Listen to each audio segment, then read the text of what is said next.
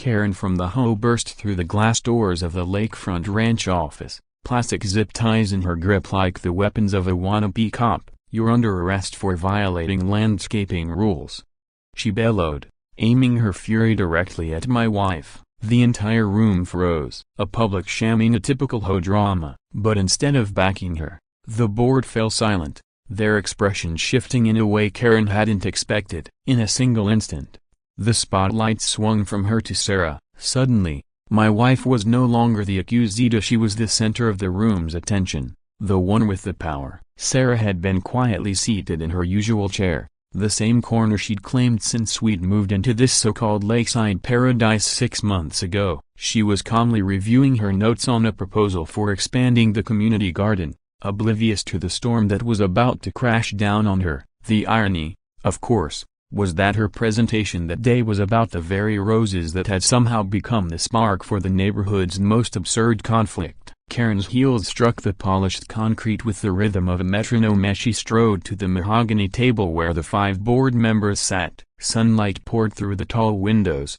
stretching shadows across the floor. She positioned herself squarely in the brightest spot, as if stepping onto her personal stage. The air conditioning hummed softly, mingling with the distant buzz of a lawnmower and the steady lap of water against the shore. Then Karen's voice cut through it all, dripping with artificial sweetness every suburbanite instantly recognizes. "Ladies and gentlemen, we have a matter requiring immediate enforcement." Her eyes swept the room before locking on Sarah, who glanced up from her papers with the startled look of someone realizing too late they'd entered the wrong theater. A glint from Karen's self-appointed enforcement badge flickered across the table like a bizarre disco ball. I leaned against the back wall, pretending to be moral support but really there because home meetings were more entertaining than cably grown adults arguing about mailbox colors and patio furniture as if they were negotiating international treaties. But today was different. The tension wasn't just from storm clouds rolling over the Arizona desert, it was in the room itself. "Mrs. Miller,"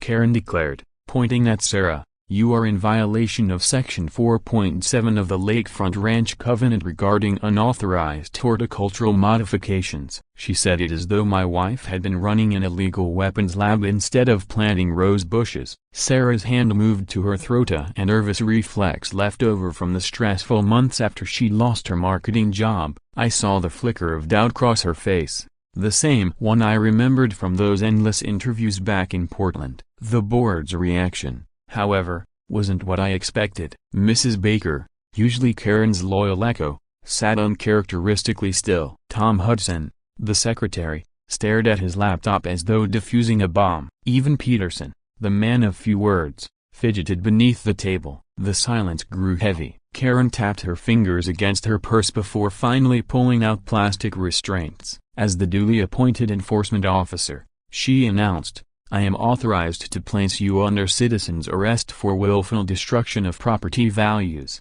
The absurdity hit me like a punch. This woman was threatening to zip tie my wife over flowers, in a building that probably cost more than some entire houses. Sarah rose slowly, her notepad sliding to the floor with a soft thud that echoed in the hushed room. Her face carried that old look of being told she wasn't good enough, wasn't following the rules, wasn't meeting someone's impossible standards. Except this time, it wasn't a corporate boardroom, it was the neighborhood we had chosen for a fresh start. "I think there's been a mistake," she said softly, but Karen stepped forward, restraints in hand, her fake badge flashing. The board didn't move. No one tried to stop her. Something about the scene felt wrong, and then I noticed an envelope on the conference table, half hidden beneath a stack of agendas. The official county seal peeked through just enough to catch my eye. Whatever was inside that envelope, it was the one thing Karen hadn't accounted for, and it was about to turn everything upside down. The air in the room tightened as Karen advanced on Sarah, but then,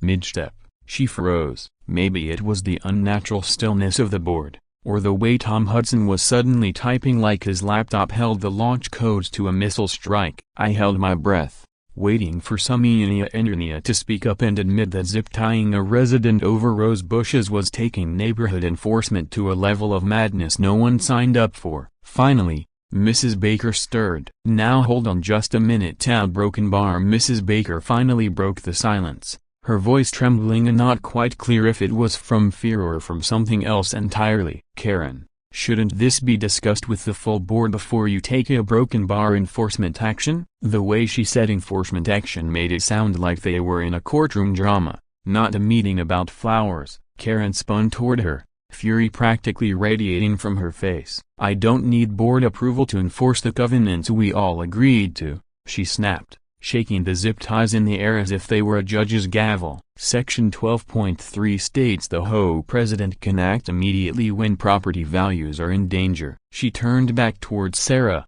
who looked pale and unsteady, clutching the back of her chair for balance. I knew that look all too well. It was the same one she wore during her worst days in Portland, whenever her old boss called her into his office only to tear her down before firing her. That's when my phone buzzed again. The notification chime had been going off all morning, but I'd ignored it while helping Sarah prepare. Now I finally pulled it out and froze when I saw 17 unread emails. Most had gone straight to my spam folder. My pulse quickened as I scrolled through them, hoping to find some explanation for the strange tension in the room of the envelope on the table, the board's odd silence. Meanwhile, Karen pressed on, reveling in her performance. "The planting of non-approved rose varieties is a violation of our standards," she declared. "Mrs. Miller, you were explicitly told that only David Austin English roses are allowed at the entrance." Sarah's cheeks flushed as she tried to steady her voice. "But they are David Austin roses," she said softly. "I have the receipts from the nursery. I even double-checked with Tom before planting them." All eyes turned to Tom, the HOA secretary. He was staring at his laptop with unusual intensity, as if it held national secrets. When Sarah gestured toward him, he glanced up briefly, met her eyes, then quickly looked away. Strange, considering how supportive he'd been when we first moved in. The room went dead quiet. Even the hum of the air conditioner seemed to fade. Karen's face twisted through confusion, annoyance, and finally landed on something close to rage. "That's impossible," she snapped. "Tom would never authorize anything without clearing it with me first." But doubt flickered in her eyes. And then Tom finally spoke, his voice calm but firm. "Actually, I did approve Sarah's expansion. The roses are the correct variety, and they match the original landscape design from when the community was first built." He tapped a large binder at his elbow. "I have the documentation here, architect's plans, county approvals, everything." The look on Karen's face was priceless, like someone realizing too late they'd been singing karaoke into a dead microphone. But instead of retreating, she doubled down, her voice climbing into a shrill pitch. "I don't care what paperwork you think you have. I'm the president of this HOA, and what I say goes." As she ranted, I was still digging through my inbox. Most of it was junk of fake lottery wins, miracle weight loss ads. But then I saw it. An email from the Maricopa County Planning and Zoning Department with a subject line that froze my blood. "Official notification, HOA Board Transition A Lakefront Ranch." The timestamp showed it had been sent 3 days ago. Buried in my spam folder, my hands shook as I opened it. The legal jargon was heavy, but the message was clear.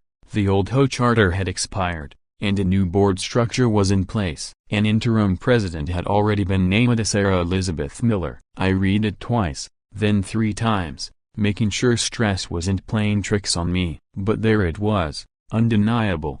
The very woman Karen was threatening with zip ties was already the legitimate president of the HOA. The irony was enough to choke on. Karen, waving her fake badge and restraints, was trying to arrest the one person who actually outranked her. And no one in the room had realized, because the most important email any of us had ever received had been tossed into a spam folder right next to ads for miracle pills. I looked up from my phone just as Karen advanced on Sarah again, zip ties in hand, wearing that awful, self-satisfied smile. The board still sat frozen, the white envelope on the table like a live grenade. Whatever happened next, it was clear. Karen's reign was about to collapse, and she had no idea the ground was already crumbling beneath her feet. She stalked back and forth in front of Sarah, snapping the plastic restraints together like some twisted percussion instrument. A more neighborhood tyrant than HOA president. Karen's voice took on the exaggerated cadence of someone who had clearly binged too many police dramas. "Mrs. Miller, it seems you're under the impression that procedures are optional here," she said, every word laced with smug superiority that made my jaw tighten. The board members were still unnervingly silent, but I noticed the small cracks in their composure. Mrs. Peterson kept sneaking glances at the white envelope on the table, her fingers tapping quietly against her coffee cup. Mr. Davidson's phone, face down in front of him, lit up every few seconds with incoming alerts. Even Tom looked restless, his eyes darting between his laptop and Karen's theatrical display. "Karen," Sarah said, her voice steadier now though her hands still trembled. "There's been a mistake. I followed every step, I got approval from Tom, and I have all the supporting documents right here." She pointed to the folder she'd brought, a collection of receipts, photographs, and carefully organized emails. Sarah had always been meticulous, the kind of detail-oriented worker bosses alternately praised and punished. But Karen wasn't after facts. She had crossed that invisible line where clinging to control mattered more than being correct. "I don't care what paperwork you think you have," she snapped, her voice climbing until it could have qualified as a noise violation. "You've damaged community property by planting unauthorized vegetation." Unauthorized vegetation. The phrase hung in the room like a bad odor. Here we were, in a meeting room more expensive than some people's annual salaries, debating Rosessa while Karen brandished zip ties like she was running a neighborhood gulag. And then she went further off the rails. Karen shoved aside papers on the conference table and slapped down a laminated presentation. "Since you're confused about procedures," she sneered, "let me educate you on the 47 violations that justify immediate enforcement." The first page showed a color-coded map of the front entrance, broken into zones. I almost laughed as she'd actually made a full briefing packet. Every detail of the landscaping had been categorized, approved, board consultation required, immediate removal necessary. And there, in bold red, Sarah's roses had been filed under something Karen had labeled aesthetic terrorism. It might have been funny if it weren't so unsettling. "As you can see," Karen went on, pointing with the intensity of a general giving battle orders, "the entrance is designated a critical visual impact zone. Any modification requires board approval, a full impact study, and a 30-day public comment period." She looked up at Sarah with the triumphant expression of a conspiracy theorist convinced they'd just uncovered proof of a flat earth. Sarah studied the laminated pages quietly, gears turning in her head. This was the same woman who once launched nationwide marketing campaigns, coordinated teams across time zones, and convinced hipsters in Portland to buy organic dog food made from free-range crickets. To watch her get lectured about roses by someone wielding a laminator like a weapon was absurd. Finally, Sarah asked a simple question. "Karen, when did you put this presentation together?" Something in her tone made the hair on my neck rise. Sarah wasn't the cornered homeowner anymore. She was slipping back into the sharp, analytical professional she'd once been. The question threw Karen off balance. For the first time, she hesitated. "Yeah, well, it's been in development for months," she stammered. "These procedures have been in place since the community began." But Tom shook his head. This time, he wasn't hiding behind his laptop. "Karen, I don't recall approving any changes," he said firmly. 6 months ago, we agreed residents could plant approved varieties without additional steps. It's in the minutes." He tapped the binder beside him. Karen's face twisted, caught between fury and panic, like a student caught cheating on a test they'd written themselves. She snatched the laminated packet off the table, clutching it like a shield. "Those minutes are incomplete," she said, but her authority was slipping. "I've been president of this HOA for 3 years and I know the procedures better than anyone." That's when Mrs. Baker spoke again, but this time her voice carried a new note, something that sounded like relief. "Karen, maybe we need to step back and review the covenant itself. And perhaps," she added, motioning toward the white envelope on the table, "we should also address some recent communications from the county about board transitions and procedural updates." The air in the room shifted. It was as if the temperature dropped 10 degrees. Karen's face cycled through shades of red, her composure unraveling. Karen's complexion shifted from red to an unhealthy shade of purple before draining into a pale gray, like someone who'd just seen a ghost. She clutched the laminated presentation to her chest, and not as a weapon anymore, but like a flimsy life raft that couldn't keep her afloat. I glanced at my phone again, at that county email still buried in my spam folder, its seal glaring back like a warning sign. The truth was undeniable now. Sarah's quiet role in this community was about to explode into something much bigger. Karen's empire was teetering on the edge, and the only question was whether she'd realize it before collapsing completely. The ride home was one of those married couple silences where words weren't necessary. Everything was said in the way Sarah gripped the armrest, in the way I tightened my hands around the steering wheel. She gazed out the passenger window at the cookie-cutter lawns and perfectly identical mailboxes of Lakefront Ranch, her fingers still trembling from the confrontation. I could feel her thoughts radiating like heat, but she needed time before she could put them into words. Back at the house, I made her favorite tea and settled her into the chair by the window overlooking the lake, the one place that always seemed to ground her. Meanwhile,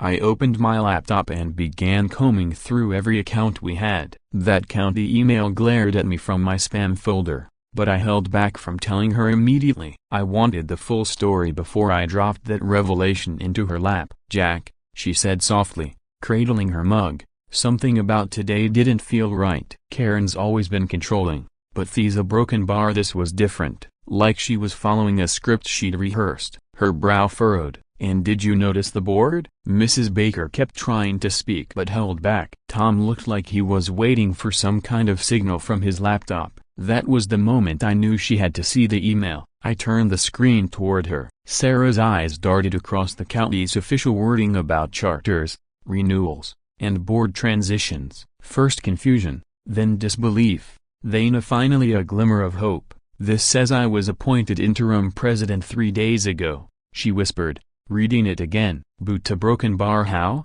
I didn't apply. I didn't even know there was a transition happening." She looked up at me, eyes wide. "Jack, if this is real, Karen has no authority at all. She's been running the HOA under an expired charter." I spent the next hour buried in hold music and phone menus, finally reaching a county staffer named Linda. She confirmed it. The charter had expired, and Sarah had indeed been chosen from a pool of qualified residents. Her background and clean record made her the county's pick. The appointment was legal and binding, pending a ratification vote within 60 days. When I relayed the news, Sarah frowned. "But why wasn't I notified directly? Something this important shouldn't just be an email that ends up in spam." Linda had an answer. "Apparently, multiple notices were sent to email, certified mail, but thanks to a clerical error, our address had been recorded as Lakeview Drive instead of Lakefront Drive. Somewhere in a post office sat a certified envelope with Sarah's name on it, misdelivered by a typo." It was the kind of bureaucratic screw-up that happened every day, but in this case, it had given Karen 3 extra days of playing queen of the neighborhood with zero legitimacy. As the truth settled in, Sarah's posture changed. I saw this spark return to the same confidence she'd once carried into high-stakes marketing campaigns. She began pacing, her words picking up momentum. "If Karen doesn't know about the expired charter, then all of these are the badge, the zip ties, her presentation, it's just theater. She's been issuing threats based on authority she doesn't have." Her voice grew stronger with every sentence. I watched the shift happen in real time. My wife, once the shaken homeowner, was now the strategist again, the professional who could juggle million-dollar launches without flinching. Only this time, her determination felt sharper, heavier. "We have to be smart," Sarah continued, pacing like she was mapping out a campaign. "If I march in tomorrow declaring myself president, Karen will fight like hell. She'll call it invalid, rally her loyalists, maybe even escalate. But if we let her keep overplaying her hand while we quietly bring the board up to speed, then when the truth comes out, she'll have nothing left to stand on." For the next 2 hours, we built our plan. Sarah would return to the office the next day, letting Karen think the so-called disciplinary hearing was continuing. Meanwhile, I'd meet with Tom and the others privately, showing them the county's documentation. We'd let Karen bury herself deeper with her theatrics, then strike when the timing was perfect. "There's something poetic about it," Sarah said finally, her eyes sharp with resolve. She spent years controlling this community with fear and invented rules. Now the thing she worships most, proceduria, is what's going to undo her. A broken bar, phony rules. Tomorrow she'll learn the hard truth that real authority comes from legitimacy, not from cheap props and empty threats. For the first time all day, Sarah allowed herself a real smile. It wasn't just relief, it was transformation. My wife wasn't simply reclaiming her confidence, she was stepping into a version of herself I had only glimpsed before, a version that didn't apologize for existing. Throughout the night, my phone kept chiming with new emails. When I finally checked, I saw replies from 3 of the 5 board members. Each confirmed receipt of the county's notice and their willingness to recognize Sarah's appointment. The quiet revolution had already begun, and Karen had no clue her empire was eroding beneath her feet. Morning arrived sharp and clear, the desert sun painting everything in bold colors. But underneath the calm surface, there was a charge in the air, as if the day itself understood what was coming. Sarah spent nearly an hour getting ready, not out of vanity but with the careful precision of someone preparing for a critical pitch. Every choice mattered: the navy blazer that radiated authority, the neatly organized folder of official county documents, the calm but determined posture. "Remember," I told her as we walked toward the HOA office, "let her go first. Let her bury herself as deep as she wants. Then we'll show our hand." She only nodded, her eyes burning with the same laser focus I'd seen years ago when she was about to pull off the impossible in her old marketing firm. But this wasn't about clients or campaigns anymore. This was about reclaiming what had been taken from her. Karen was already presiding when we entered. She'd turned the conference room into a parody of a courtroom, her chair at the head of the table, the rest of the board seated in a semicircle like a firing line. That fake enforcement badge gleamed from her lapel, and she had even brought along a tiny gavel, which she tapped against the table with theatrical satisfaction. "Mrs. Miller," Karen intoned as though addressing a courtroom drama rather than a neighborhood meeting, "I trust you've had time to reflect on your violations and prepare an appropriate response." She gestured dramatically toward a lone chair placed in the center of the semicircle, as though Sarah was expected to take her seat for sentencing. But Sarah didn't move. Instead, she leaned against the wall, arms crossed, a faint smirk tugging at her lips. "Karen," she said evenly, her voice ringing with the kind of confidence I hadn't heard since Portland, "I think there's some confusion about who belongs where in this room. Before we talk about any supposed violations, we should first establish who actually has the authority to hold this meeting." The board members shifted uncomfortably, trading glances heavy with unspoken meaning. That was when I realized my late-night calls had hit their mark. Tom Hudson quietly opened his "A Broken Bar" phony rules. "Tomorrow she'll learn the hard truth that real authority comes from legitimacy, not from cheap props and empty threats." For the first time all day, Sarah allowed herself a real smile. It wasn't just relief, it was transformation. My wife wasn't simply reclaiming her confidence, she was stepping into a version of herself I had only glimpsed before, a version that didn't apologize for existing. Throughout the night, my phone kept chiming with new emails. When I finally checked, I saw replies from 3 of the 5 board members. Each confirmed receipt of the county's notice and their willingness to recognize Sarah's appointment. The quiet revolution had already begun, and Karen had no clue her empire was eroding beneath her feet. Morning arrived sharp and clear, the desert sun painting everything in bold colors. But underneath the calm surface, there was a charge in the air, as if the day itself understood what was coming. Sarah spent nearly an hour getting ready, not out of vanity but with the careful precision of someone preparing for a critical pitch. Every choice mattered: the navy blazer that radiated authority, the neatly organized folder of official county documents, the calm but determined posture. "Remember," I told her as we walked toward the HOA office, "let her go first. Let her bury herself as deep as she wants. Then we'll show our hand." She only nodded,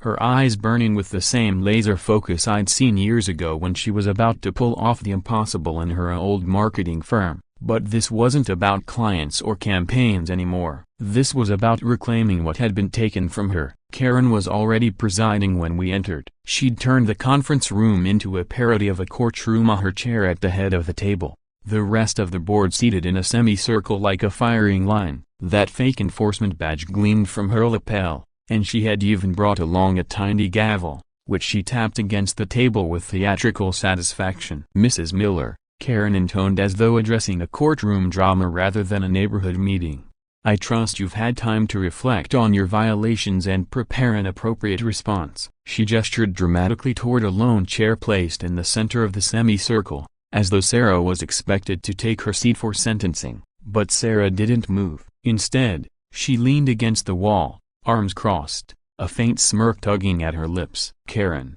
she said evenly, her voice ringing with the kind of confidence I hadn't heard since Portland. "I think there's some confusion about who belongs where in this room. Before we talk about any supposed violations, we should first establish who actually has the authority to hold this meeting." The board members shifted uncomfortably, trading glances heavy with unspoken meaning. That was when I realized my late-night calls had hit their mark. Tom Hudson quietly opened his laptop, angling the screen so Karen couldn't miss the county seal displayed across the document. Mrs. Baker, with deliberate calm, placed her own folder on the table, as though she had been waiting for this moment all along. "Karen," Tom said in a steady voice, "we received some very important communications from the county last night. I think you need to see them before we proceed any further." His tone carried an almost visible relief, like a weight had been lifted from his shoulders after days of silence. The shift in Karen's face was striking as her smug expression evaporated,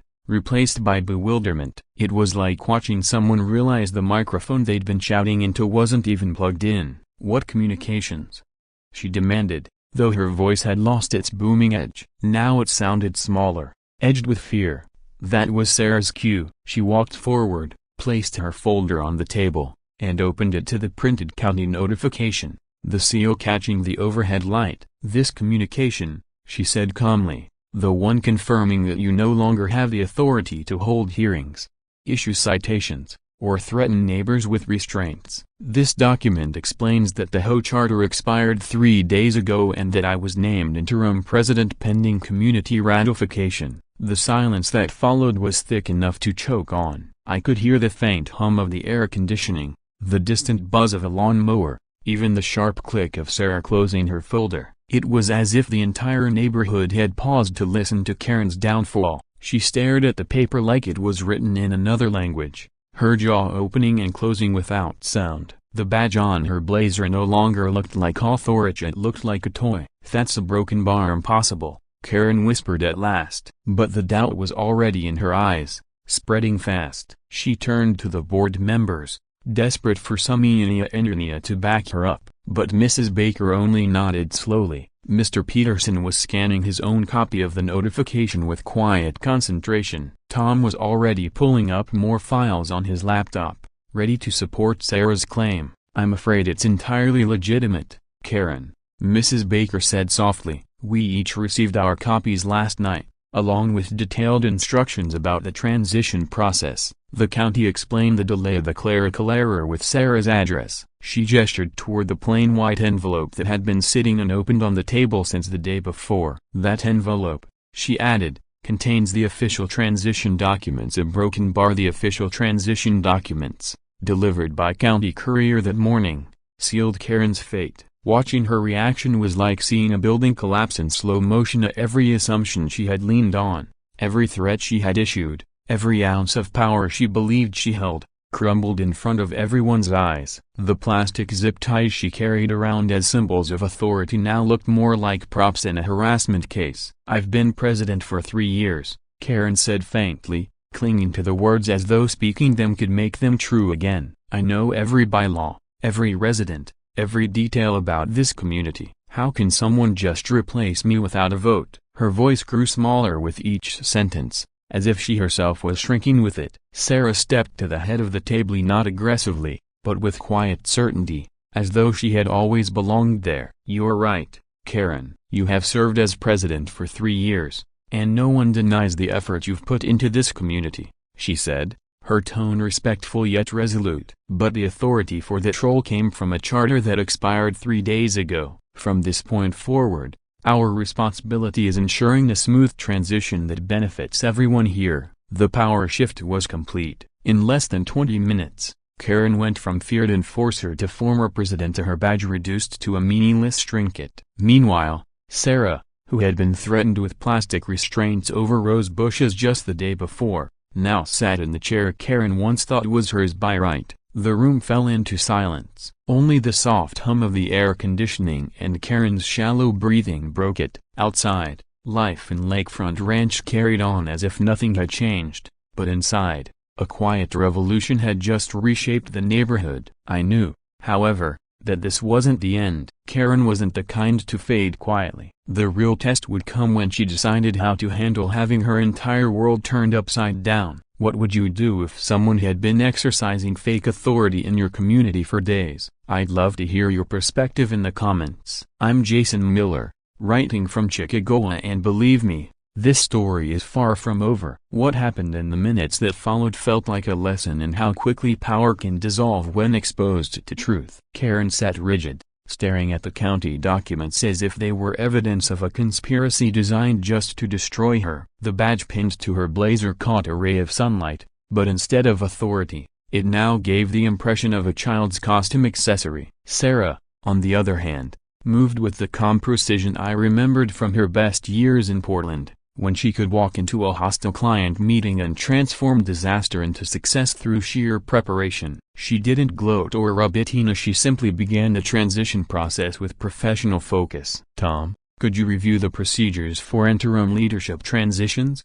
she asked with natural authority. Tom Hudson, who had spent weeks hiding behind his laptop, seemed energized for the first time. "Absolutely," he said, pulling up files. "County rules give us a 60-day window to ratify the interim appointment. During this period, all recent enforcement actions are subject to review and potentially reversal." He glanced directly at Karen as he spoke, and it was clear he'd been waiting for this chance to set things right. The words landed like a physical blow. Not only had Karen lost her title, but every fine, citation, and threat she had issued in the past 3 days could be overturned. Her face cycled rapidly through denial, fury, and finally something close to panic. The zip ties she had once used as symbols of power were now damning evidence. "This is absurd," she shouted, her pitch so sharp it could probably be heard across several neighborhoods. "You can't erase 3 years of leadership over a clerical mistake." She jumped up,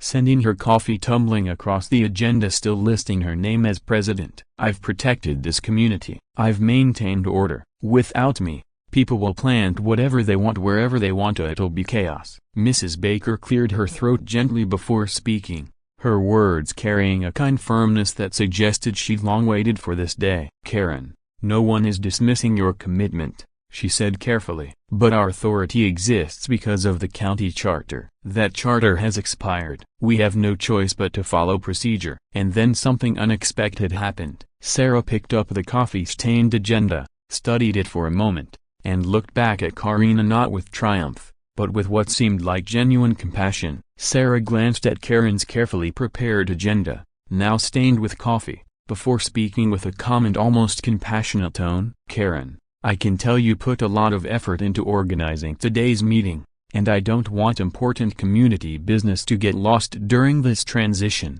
Would you be open to working with me to make sure everything gets handled properly in the meantime?" The kindness in her offer was so unexpected that, for a split second, Karen's hardened exterior cracked. I caught a glimpse of who she might have been without the intoxicating grip of petty authority, the neighbor she could have been, instead of the self-appointed tyrant she became. But that flicker vanished as quickly as it appeared, replaced with bitterness. "I don't need your sympathy," Karen shot back, snatching the agenda from Sarah's hands. "And I certainly don't need lectures from someone who barely started showing up at home meetings half a year ago." She stuffed her laminated presentation slides and her oversized badge into her purse with a sharp, almost frantic energy, as though already plotting her next strategy. The room went silent, everyone watching as Karen's heels clacked against the polished floor. Once, that sound had been intimidating, now it rang hollow. At the door, she turned with a glare sharp enough to slice through the still air. "This isn't over," she declared. "I know every clause in that covenant, every loophole, every precedent. If you think you can just erase 3 years of order, you'll find out how wrong you are." The door slammed shut behind her, rattling the windows. A moment later, the screech of her tires in the parking lot cut through the silence. The irony wasn't lost on me. Her dramatic exit probably violated the very noise rule she'd enforced with such zeal. Sarah took a deep breath and faced the rest of the board, her voice steady. "I think we can all agree that this hasn't exactly been a textbook transition," she said with a small smile, "but we now have 60 days to prove this community can be run with respect, transparency, and legitimate authority instead of fear and fabricated rules." Tom was already typing furiously on his laptop, documenting everything that had just unfolded. Mrs. Baker gave a slow, approving nod, while even Mr. Peterson, who had spent months shrinking into the background, sat taller, as if reminded of his role in shaping the neighborhood. The shift was complete. Sarah was now leading, not with threats, but with competence. Yet I couldn't shake Karen's parting words. Someone who had spent 3 years micromanaging every detail of a neighborhood wasn't going to disappear quietly. 3 weeks later, the changes in Lakefront Ranch were unmistakable. Sunlight glittered across the lake as I checked the mail. For the first time in years, I wasn't met with violation notices or veiled threats. Instead, Sarah had sent out a newsletter filled with upcoming events, maintenance guidelines, and genuine invitations for input. It read more like an invitation to collaborate than a list of punishments. Sarah had stepped into her role with ease. She opened office hours at the community center, created an online system for questions and concerns, and even organized a lakeside barbecue where people actually talked to each other instead of peeking nervously from behind curtains. That's not to say the transition was without friction. Karen followed through on her vow to fight back, filing complaints with the county, circulating petitions, and even attempting to run board meetings from her living room. Ironically, her challenges only highlighted the dysfunction she had brought to the neighborhood. County officials reviewing her complaints uncovered a long pattern of questionable enforcement that predated the expired charter. One evening, Sarah and I sat on the patio watching the sunset. She leaned back with a satisfied sigh. "You know what the best part is? It's not that we proved Karen wrong, it's that this neighborhood finally feels normal again." She gestured to the glowing porch lights and families gathering for dinner. Free from the fear of petty fines, the ratification vote was coming up, and all signs pointed to Sarah being confirmed as permanent president by a wide margin. For the first time in years, residents were volunteering for committees, brainstorming improvement projects, and even rallying together to expand the Rose Garden, of the very spark that had ignited this conflict. But Karen's silence in recent weeks was unsettling. Neighbors whispered about moving trucks outside her house. The woman who once styled herself as queen of the cul-de-sac was preparing to abdicate, though likely not willingly. That's when the final irony emerged. Sarah's first official act as confirmed president was to issue Karen Whitmore her own violation notice for unauthorized garage sales, improper waste disposal, and failure to maintain her lawn. The same woman who once threatened to zip-tie residents over flowers was now breaking the very rule she had used as weapons. Later that night, I asked Sarah, "Do you think Karen will ever understand what really happened here? That it wasn't about power, it was about creating a community where people feel safe?" Sarah thought for a long moment before answering. "Oh, she understands," she said softly. "She just can't accept it. Some people are so determined to be right that they never see when they're wrong. But that's not our problem anymore. Our job is to make sure this neighborhood never confuses intimidation with leadership again." As I drifted to sleep, I listened to the gentle rhythm of the lake and the steady hum of air conditioners, the ordinary sounds of a community finally at peace. Karen's empire had collapsed, but in its place, something better had taken root. If you've ever felt powerless against someone misusing authority in your workplace, neighborhood, or anywhere else, you're not alone. This story is proof that false power crumbles when confronted with real legitimacy and courage. Just as Sarah discovered her strength, you may have more power than you realize. If this story spoke to you, don't forget to like this video and subscribe to Ya Stories for more tales of ordinary people overcoming extraordinary challenges. Your voice matters, and together we can celebrate the moments when truth triumphs over fear. And remember, if no one accused you of parking with attitude today, it's already a good day.